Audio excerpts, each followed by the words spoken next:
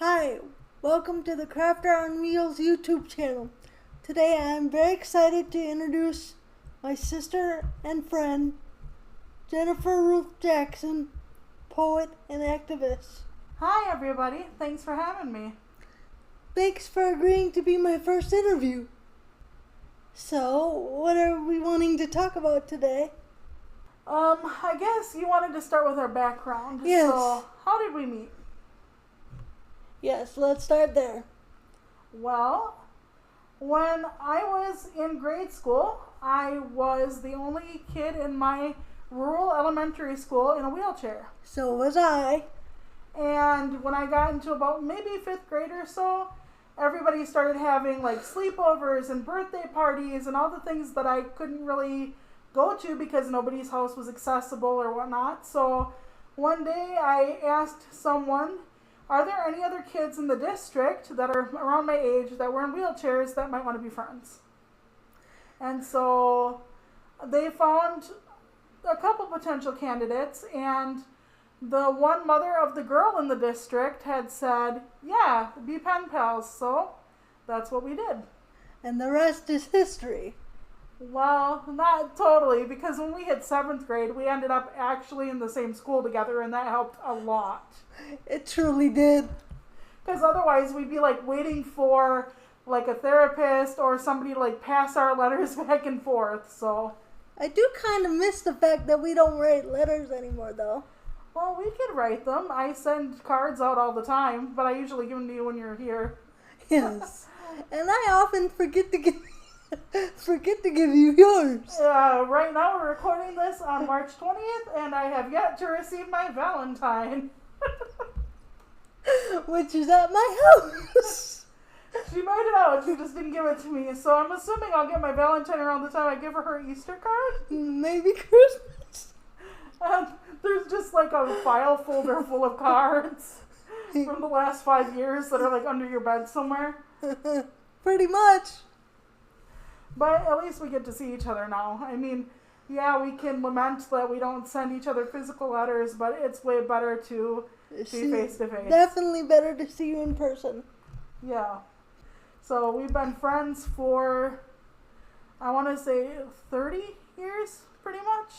Since middle school, at least. Well, I mean, before then. Before then, but we cemented our best friendship probably when we actually could take classes and stuff together.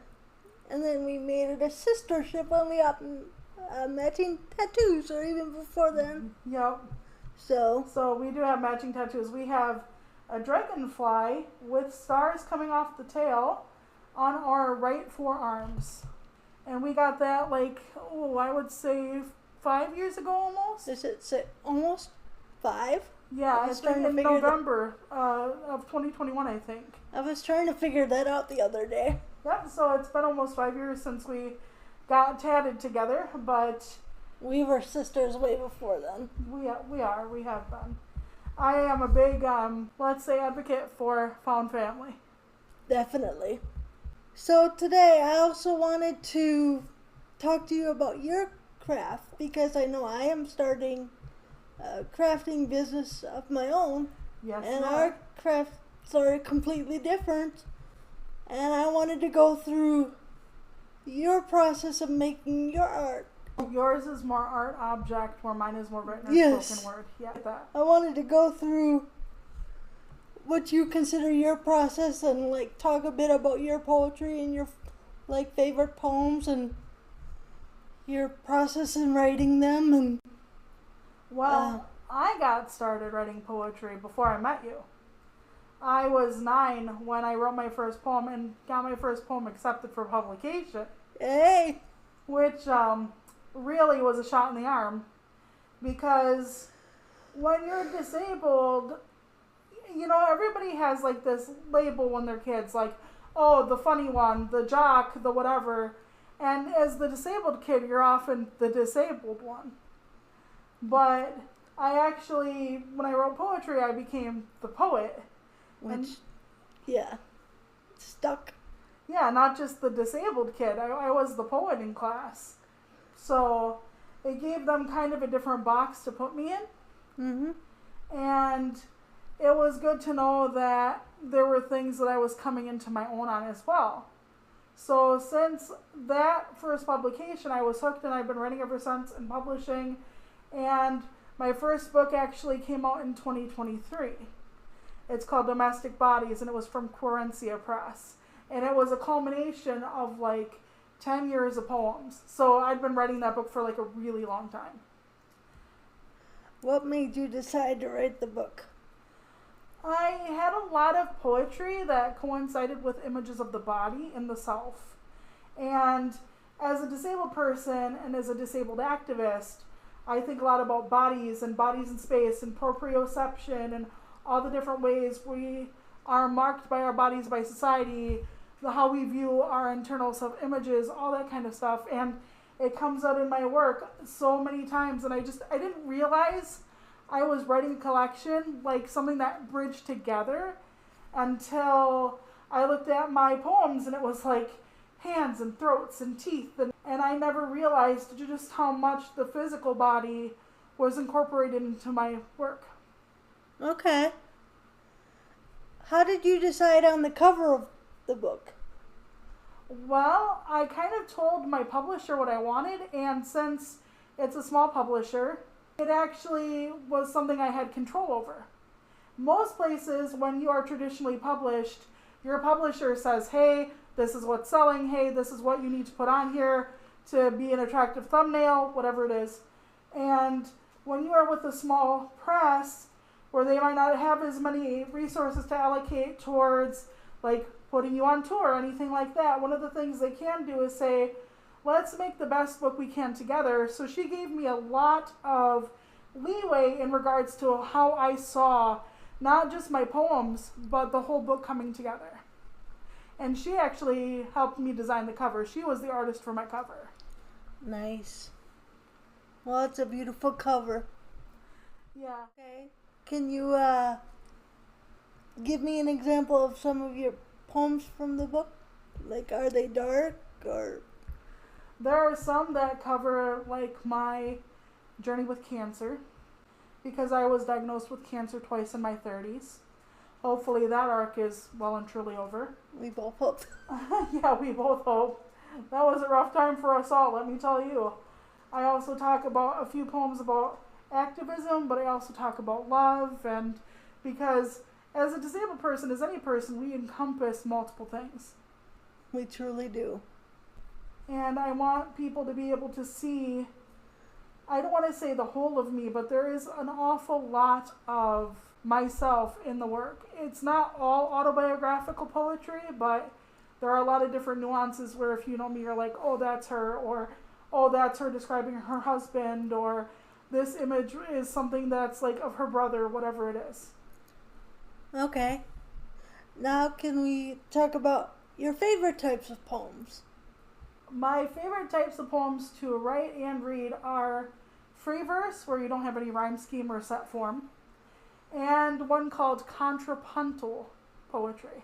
What is that? That's where you would take two different columns of a poem, like column A, B, C, whatever, and then you can read the poem across like a regular poem and it works, or you can read each column downward and they work. They're a cohesive whole. So if you have a 2-column poem, you have basically 3 separate poems.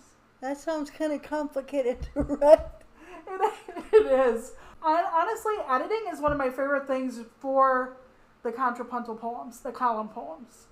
I don't usually like editing that much, but to get everything just right, to have it flow, to have it all have a cohesive narrative, it is so satisfying when that comes together. Do you have that when you make a project? That moment where it's like, aha. I do. I especially like the blankets that I make or the knitted turtles. When you see it all together and they're done, you get like a yay moment or a aha moment. It's done. Because yeah. I'm assuming the turtles don't look like turtles when you're taking them off the loom. No, they don't. And you gotta have someone sew the pieces on, or because I don't sew the pieces on, but those take a little more help. So, yeah. But it's nice to see them when they're finished. It's kind of like a little bit of alchemy or magic, isn't it? It really is. To have the different pieces coalesce into something like different and new. My favorite part of doing the turtles is the stuffing, though. Why the stuffing? Because we like our turtles big and fluffy. Definitely fluffy. You need a fluffy plush. So my favorite is putting the body weight into it, because you can actually see it form. So they're like, when they're all done, they're like my little babies, So they'll go off in the world. So is it your favorite thing to create right now? Yes, so it is. The hats and scarves are easier. The turtles are definitely more fun. Yeah, they're really cool. I have one, and it's awesome. So I also wanted to know what inspires you with the different types of poems that you write. Well, it depends on the poem. Everywhere is different. Everything is different. It could be something as simple as seeing a reflection in a store window, or it could be working off a prompt, because there are poem-a-day challenges in like April and November where you write a poem a day based on a prompt someone gives you. So do you like the structure of a prompt, or do you like just doing it free form? Or I think it depends. A lot of times when I am busy or having like a lot of stress in my life, like inspiration is harder to come by, so the prompt kind of like gets me out of my like box of thinking like the same stressful thing over and over again, and it gives me something to focus on and say, okay, today you need to write a poem about a fruit, today you need to write a ghazal, today you need to do something different. And it does help me get my mind back on poetry when even like being out in nature and stuff doesn't quite kick me out of that fog, so to speak. how many poems have you actually had published? I honestly can't tell you. Since I'm 41 now and I started publishing when I was 9, I would say hundreds by this point. I have also been rejected probably thousands of times, and I have lost so many like stories and poems to my computers because I don't back up my files. That is never a good idea. Even though I shouldn't. But I'm going to turn this back around on you now. So you make different things like these knitted items, and you're going to go into sublimation, and you have tinkered with candles and soaps. Like, how do you decide what products you want to make? I try to find products that I can do with my disability, which is not always the easiest thing to do, because what works for me doesn't always work for other people. So I have to try things and experience to figure out whether they work for me. Like, I know one that does not is punch art. Right. It's not that I can't punch the needle into the fabric, it's getting the yarn or to stay in the fabric once you pull the needle back out to create the next like spot for the thread. Okay, so punch out art is essentially like what you make like carpet from, or what? No, it's actually I think it's a Russian craft. It's you punch the needle into the fabric and then you pull it out and punch it back in until you create a picture. A picture with fabric. Or thread. Thread, okay. And I get the idea of how to do it because I've seen it done and tried it. But with my disability, I have issues pulling it back out and getting the thread to stay where it's supposed to, so that the picture is made. Right. So that is one that I found that does not work for me. But I tried it. That makes sense. How do you adapt as a one-handed crafter? Because primarily you use your right hand. Yes, that however is a very difficult thing to do sometimes, because for some crafts you have to hold on to the item and then use your other hand to do what you're supposed to do. But what I do is I use my arm, and because my left hand does not work as well, so I just try to use my left arm instead of my hand. So you tuck it in between your like forearm and upper arm. Yes. Like you're having it in like a headlock. Yes, or like I was holding a baby or something. Right, okay. Well, you said palm chart, so I'm like in the violent area. I'm like headlock. Well, that works. But yes, so even if I can't use my left hand so much, I try to use the forearm part to hold it. Mm-hmm. And most times I can work around things like that, but then there are some crafts that I can't. So it's a bunch of trial and error. And unfortunately, that means buying a lot of crafts that don't always, you can't always get to work for you. So this is why you have a bunch of crafty friends, so you can give them like your failed experiments. Yes, that's exactly what. Or if I find that they don't work for me, I give them to someone I know that will use them. That sounds like a good idea. So is there anything that you've been surprised that you could do when you didn't think you could? Actually needlepoint, which is different than punch art. You can do needlepoint? I haven't seen it yet. That's because it's put away In your storage room? Yes, in the storage. But yeah, I never heard about you doing needlepoint yet.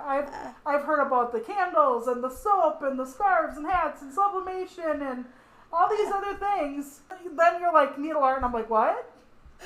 My mom taught me how to do cross stitch, which is different than needlepoint, but so I do have a project in my storage room / crafting area that is meant for future you.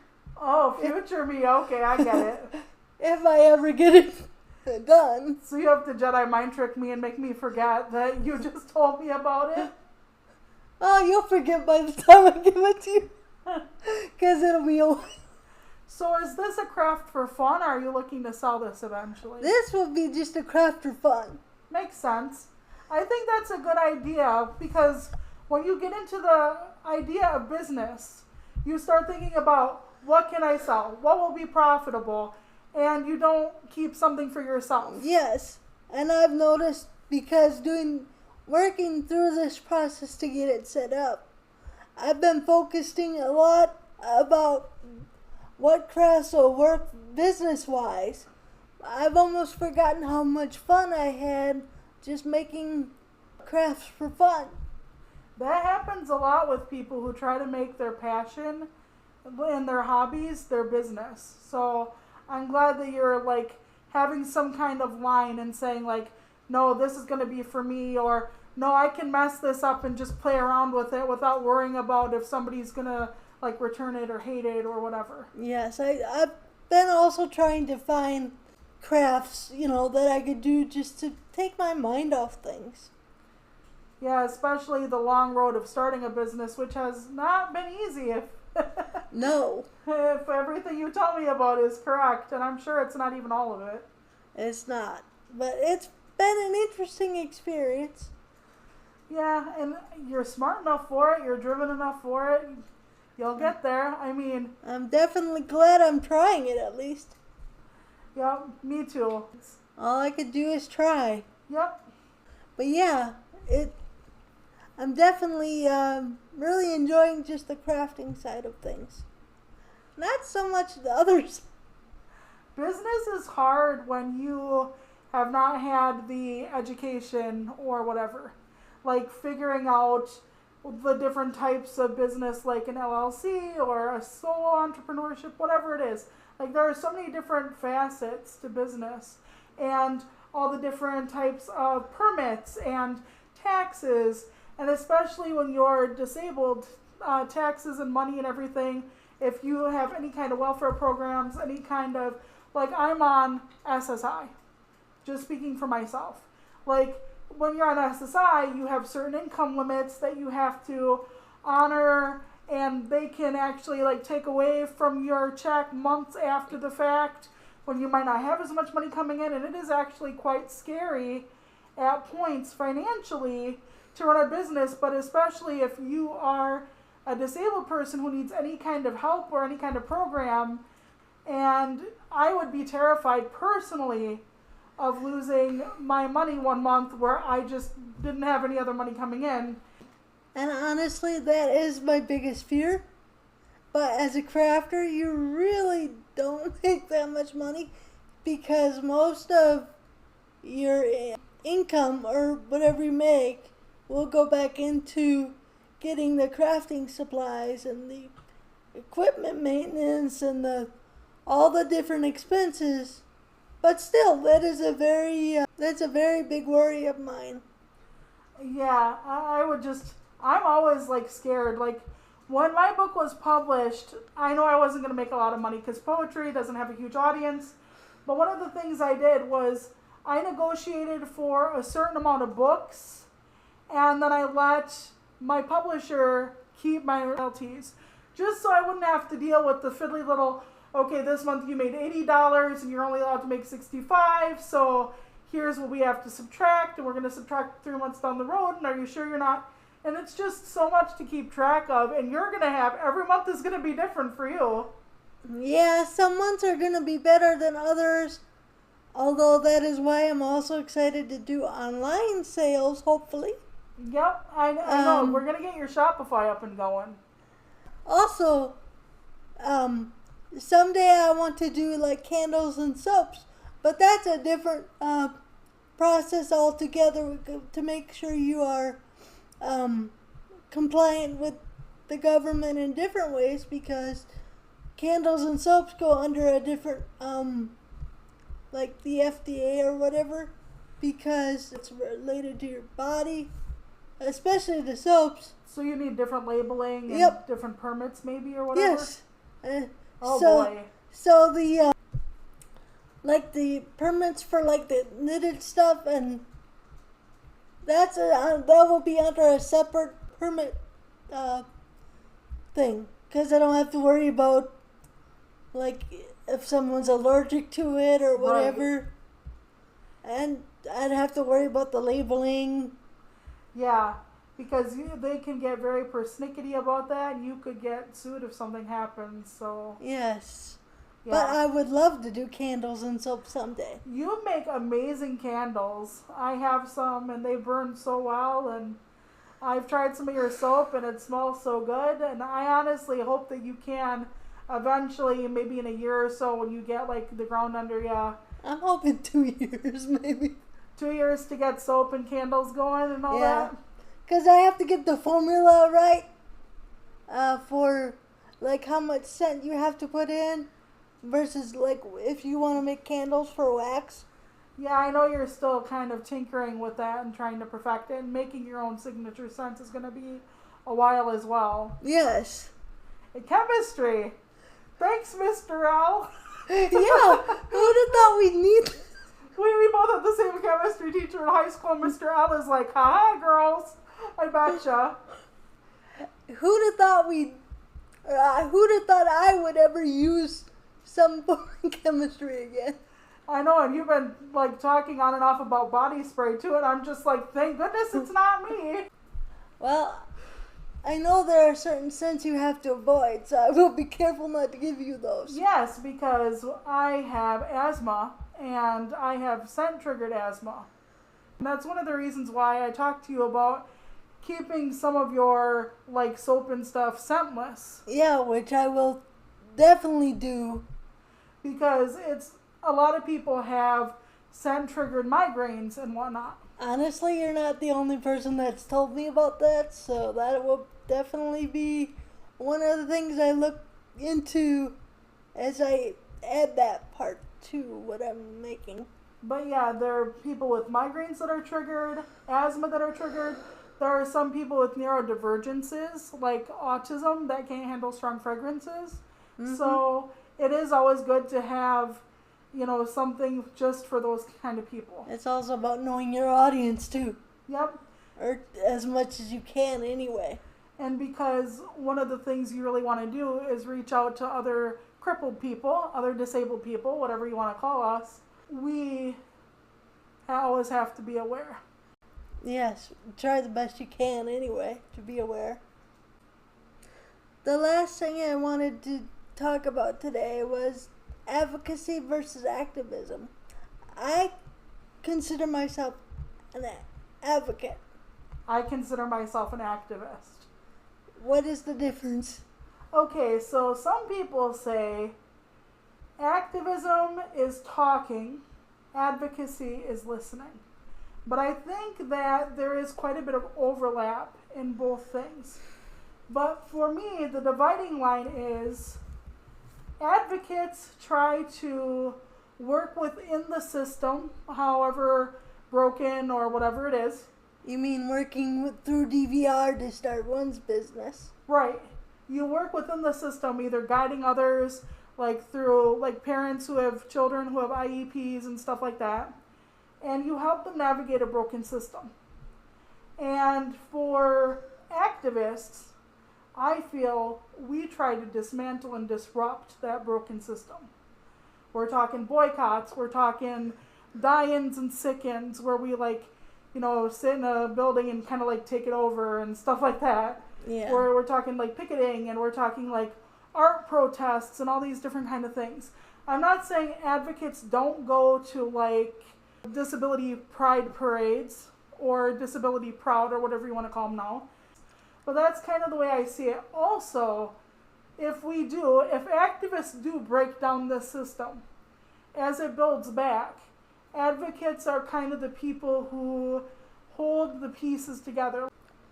Okay, so yours is more about the future and how you want to make the system better. The way I look at it is I want to look at the history of what happened and look at ways that I can make it better. So yours isn't about tearing down. Yours is about looking from the bottom up, and ours is about looking from the top down. Yes. Interesting. Like this YouTube channel, my idea is to focus a bit on disability history because not everybody knows the history of the disability community. Most people actually don't. I mean, Crip Camp came out and they gave people a primer. But let me ask you, as a kid growing up in the 90s, going to a rural elementary school, how much of your disabled history did you know? None. Did you know about the Capitol crawl when it happened? I did not. Did you know about the 504 sit-ins? I did not. Yeah. I actually, to the credit of one of my teachers, they did show me a video of the Capitol crawl. Huh. And I didn't know that that's what led to the ADA and all that stuff. I had no idea, when in the 70s when we were trying to get our rights, that the people who stood with the cripples most were the Black Panthers. Because nobody ever talks about that. Right. And, African American people were just trying to get their rights. And they had just gone through the 60s and their civil rights movement. And they saw our civil rights movement and they were like, you know what? Yeah, we see what you're doing. A lot of white disabled people don't even want to acknowledge the part that the Black Panthers played in our liberation. And honestly, I didn't know it until you told me about it. Yep. Because we were never taught about that in our history at all. Nope. We were never taught about anything that led up to anything, how we had integrated schools. I know disabled people that are just a bit younger than me, and they were like, oh, we always all went to school together. And I'm like, no. Definitely not. I mean, there are people alive today who did not go into integrated schools. And I mean as disabled people, but people of color and everything else too. But there are people alive today that still had to go through the ugly laws, where people who are visibly disabled or disfigured we're not allowed in public because we sullied the aesthetic of the world or something. Quick question. Yeah. When did the ugly laws end? The last ugly law, I think, in the United States fell in the 70s. So imagine that. You could say, oh, the 70s were like 50 some years ago, but like some of your grandparents are still alive that might have had to go through that. Some of your grandparents had siblings that were probably like kept in an attic or a spare room that weren't allowed out in public because it kind of kept you from finding a suitable spouse if they knew your genes were wrong by having a disabled sibling or whatever. So it wasn't that long ago. Our history is not dinosaur history. It seems like it was yesterday. It is. The way the world moves nowadays. And there are some states that are trying to bring back forms of the ugly laws. There are definitely some states that are trying to get us to go backwards. Yep, and there are some states that don't want disabled kids educated, at least parts of people in those states. And we've never had marriage equality. Could you explain that, please? Okay, so when I married my husband was considered responsible for me as though I am a child. So my medical care and stuff, if he has a job and he's working outside the house, he is paying for my stuff. Like my money goes down because he's making money in the household, sure, but it gets to the point where so many disabled people are locked in to abusive relationships because we are not allowed our own money in case we need to leave, because I become my husband's responsibility, quote unquote, his burden, quote unquote, and that means he's the one who pays for me, so I have to stay. So that locks us in. If you were to find a husband and you are both on SSI, your checks would both go down by a third living together. So instead of making, let's say, $900, you'd be making $600, so would he. So you would have $1,200 together versus if you were actually just roommates, like no romantic entanglements whatsoever, you'd both be able to still have your full $900. So that would be $1,800 versus combined $1,200. Even though as roommates you share bills and responsibilities, as spouses you share bills and responsibilities, but yet you'd both be making considerably less. And that is just a travesty. That keeps disabled people from seeking out marriage, from seeking out living with your partners, because even if you're not legally married, they consider you married. Even back when we did not have marriage equality for gays, lesbians, etc., they considered you married if you were a woman with a woman, just for the sole purpose of docking your checks. So, you didn't know that? We've had this discussion. We've had this discussion, how fed up I am with that. But, yeah, so even back in the days when lesbians and gay guys and all you other, like, awesome rainbow people, when you guys didn't have marriage equality, you were actually considered married just for a penalty if you were disabled. So, yeah, it's lovely, isn't it? It definitely is. I could go on about like all the different disabled like regulations and rules that just don't make it like a sense. But maybe we could do that. Yeah, Jennifer rants. Like there's just a whole segment on your channel of me like. And another thing, do you know that we're still allowed to be paid sub minimum wage? And then off I would go. Like, well, we are definitely doing this again when it comes to AI. Oh my goodness. If you want AI, that's like a 3-hour in tequila type of day. Well, it'd be another reason we could do it. Yeah, we talk a lot about disability and the ADA and our rights such as they are. We do.